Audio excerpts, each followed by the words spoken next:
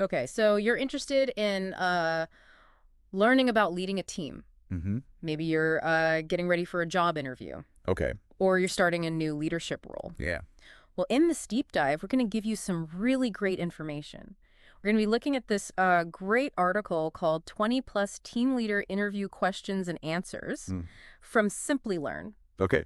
It's like a cheat sheet for what companies are looking for when they're hiring a leader. Yeah, the article does a really good job of using these very specific interview questions Okay. to show these broader uh, qualities and strategies that make a leader really effective. Exactly. So we're not going to just read through the questions and answers. We're Okay. going to dig into them and try to understand what's really going on. Right. First of all, let's start with how the article defines a team leader. Okay. What do they say a team leader is? Well, they describe a team leader as someone who provides guidance, motivation, and instruction to their team. But it's really more than just telling people what to do. Yeah. So it's more than just giving orders. Right. What else would you say makes a team leader stand out? Well, the article talks about building relationships and encouraging teamwork Mm. and creating a positive environment. Yeah, So it's really about, the whole picture. right. Those all sound like they would be very important for getting the best out of your team. Hmm. What I'm curious about is how does this article separate leading and managing? Okay. Are they the same thing? That's a great question. And it's something the article touches on when it refers to team leaders as mid to senior level positions. Okay. See, managers are often focused on tasks and processes. Mm. Leaders are the ones who inspire and guide their team Yeah. towards a shared vision. Okay. It's a small but very important difference. So it's less about controlling people and more about uh, giving them the power to do their best. Exactly. Okay. Now, speaking of empowerment, the article highlights 5 key qualities of a successful team leader. Okay, what are those 5? All right. They are communication, organization, delegation, integrity, and a confident work ethic. Okay. Those all sound pretty straightforward, but I bet there are a lot of real-world examples of how they really play out in a leadership role. Absolutely. Let's take communication, for example. Okay. It's obviously important for everyone, Mm-hmm. but for a team leader, clear communication is just absolutely crucial. You know, I once worked on a project Okay. where the team leader, was a really terrible communicator. Really? It was like pulling teeth just to get a straight answer out of them. Oh, wow. And their emails were always so vague. I never knew what they were talking about. What kind of impact did that have on the team? It was a disaster. Oh, no. We were constantly like second guessing ourselves. Yeah. Stepping on each other's toes because we didn't understand the goals or each other's roles. That's a perfect example of why communication is so important for a leader. Right. When you communicate clearly, you articulate goals effectively, provide constructive feedback, Mm-hmm. you can address conflicts head on. Yeah. So it builds trust, it fosters collaboration, and it ensures everyone is on the same page. Right. Basically, it's like the foundation for a high-performing team. What about that confident work ethic quality? It feels like that one is often overlooked, Yeah. but I have a feeling that it's really important for setting the example for the rest of the team. You're absolutely right. Think of it this way. Okay. When a team leader consistently shows up, prepared, actively participates in discussions, meets deadlines, and takes pride in their work, Right. it sends a very powerful message to the team. So it's about like practicing what you preach. Precisely. It sets a high standard Yeah. and inspires the team to follow suit. Okay. Leading by example is one of the most effective ways to build trust and motivate your team. Yeah, I'm starting to see how these qualities are all connected. Yeah. Let's go into some of those interview questions. Okay. There's one that really stood out to me. Mm-hmm. How would you resolve a dispute between two team members? Oh, yeah. It seems like a really tough one, Yeah. but the article had some interesting answers. Yes, that's a classic question designed to assess your conflict resolution skills, which are absolutely essential for any leader. I found it interesting that the article doesn't say to take sides Right. or force a solution. Yeah. Instead, they say to focus on active listening. It's about understanding both perspectives, finding common ground, and working towards a solution that benefits the entire team. Right. Remember, conflict is inevitable in any team environment, Right. but how you handle it can make all the difference. It sounds like it takes a lot of empathy and commitment to create a harmonious work environment. Absolutely. Yeah. Experience plays a big role. Yeah. But there are definitely strategies and approaches you can learn to become a more effective mediator. There's another question that stood out to me. Okay? This is another classic. Right.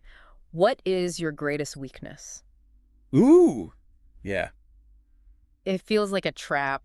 it does. How do you think the article says to handle that one? I'm glad you brought that up. Yeah. The article's approach to this question is refreshingly honest. Okay.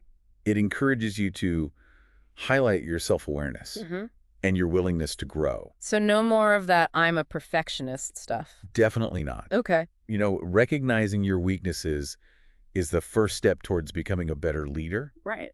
and being able to articulate how you're actively working to improve those areas shows a commitment to personal and professional development. Okay, let's do one more question before we move on. Okay. This one's all about motivation. All right. How do you motivate your team? Ooh, that's a big one. This feels like the million-dollar question for any leader. It's a crucial one, Yeah. and the article offers some valuable insights. Okay. It emphasizes the importance of understanding individual motivations. So there's no one-size-fits-all approach. Yeah, exactly. Some team members might be driven by recognition, Okay. others by challenging projects, Mm-hmm. and still others by a sense of purpose. Right. A great leader takes the time to understand what makes each individual tick. How does that connect to the idea of delegation, which was one of the key qualities we talked about earlier? Oh, that's a brilliant connection. Yeah. Effective delegation is about more than just assigning tasks. Okay. It's about empowering your team by recognizing individual strengths and assigning roles that align with those strengths and aspirations. So by understanding your team's motivations, Yeah. you can delegate in a way that keeps them engaged and feeling valued. Precisely. It fosters a sense of ownership Okay. and makes everyone feel like they're contributing in a meaningful way. What's striking me is that effective leadership seems to be as much about understanding human psychology Right. as it is about having strong organizational or technical skills. You're hitting on a key insight there. Yeah. To be a truly effective leader, you need to connect with people on a personal level, Right. understand their motivations, and create an environment where they can thrive. Yeah. It's about fostering a sense of belonging and purpose, Okay. Yeah. This is really starting to paint the bigger picture. Right. So the article then dives into all these different leadership styles, autocratic, democratic, laissez-faire, and transformational. Right. It seems like each one has its own pros and cons. What do you think? Are there some situations where one style might be better than others? Absolutely. There's no one right leadership style that works in every situation. Okay. It really often depends on the specific context, the team's dynamics, and what goals you're trying to achieve. Right. Okay. Let's break down each style, starting with autocratic leadership. Okay. Okay. That's often called a command and control approach, right? Exactly. Think about a military commander or a surgeon leading a team during a critical operation. Right. You need clear directions, centralized decision-making, and a top-down approach. And that's where autocratic leadership can be really effective. But I can see how that could be a problem if it's not used carefully. Oh, absolutely. Yeah. You rely too much on an autocratic style. It can stifle creativity and innovation. Right. Your team members might feel micromanaged and resentful if they don't have a voice in the decision-making process. Okay. So it's all about finding the right balance. Right. So on the other end of the spectrum, there's democratic leadership. Yes. What does that look like? Democratic leadership is all about collaboration, inclusivity, and making decisions together. Okay. So you value everyone's input, you encourage open communication, and you really try to build consensus. That sounds like a great way to make everyone feel like they're part of the team. It can be. When people feel like they're part of the decision-making process, they're more likely to be engaged and committed to the project's success. But I imagine it could be kind of slow to get everyone's input on every decision. You're right. Reaching consensus can be time-consuming. Yeah. And it's not always the best approach if you need to make a quick decision. Right. It might also not be suitable for teams who are still developing their skills or lack clear direction. Okay. So again, it's all about knowing what your team needs. Right. What about laissez-faire leadership? Okay. That sounds like the most hands-off approach. You could say that. Laissez-faire leadership is all about trust and empowerment. Okay. You give your team lots of autonomy, and you let them manage their own work and make decisions independently. I mean, That sounds great. Yeah.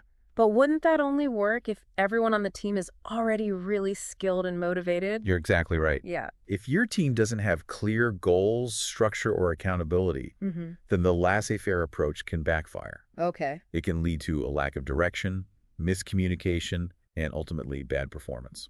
So again, it all comes back to knowing what your team is capable of. Exactly. Now, the last leadership style that the article talks about is transformational leadership. Right. This one sounds pretty interesting. Yeah. What makes this style different from the others? Transformational leaders are visionaries. Okay. They inspire and motivate their teams to go above and beyond by appealing to their values, beliefs, and aspirations. So it's not just about getting the work done, it's about creating a sense of purpose. Precisely.